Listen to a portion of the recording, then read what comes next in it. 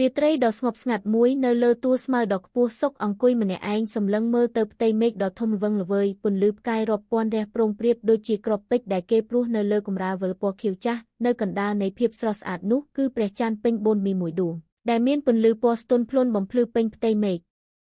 សុកមានអារម្មណ៍ថាខ្លួនគាត់តូចទាបណាស់បើធៀបនឹងចាក់វាលដ៏ធំធេងនេះគាត់បានឆ្លងកាត់ថ្ងៃដ៏លំបាកមួយពោពេញដោយបញ្ហានិងភាពតានតឹងការងារមិនរលូនសម្ពាធពីគ្រួសារនិងអារម្មណ៍ឯកោបានសង្កត់សង្កិនចិត្តគាត់ពេញមួយថ្ងៃគាត់បានមកទីនេះដើម្បីស្វែងរកភាពស្ងប់ស្ងាត់និងដើម្បីគេចចេញពីភាពវឹកវរនៃពិភពលោក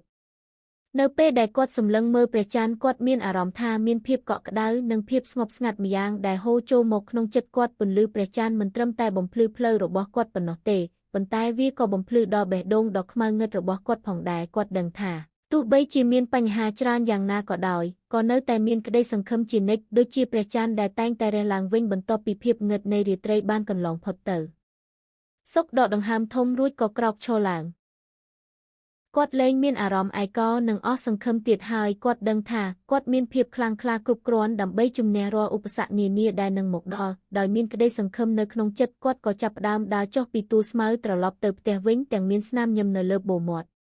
ព្រះច័ន្ទនៅតែបន្តរះយ៉ាងភ្លឺស្វាងនៅលើមេឃសម្លឹងមើលទៅសុកដែលកំពុងដើរចេញទៅហាក់ដូចជាកំពុងផ្ដល់កម្លាំងចិត្តនិងជូនពរឲ្យគាត់មានសំណាងល្អនៅក្នុងជីវិត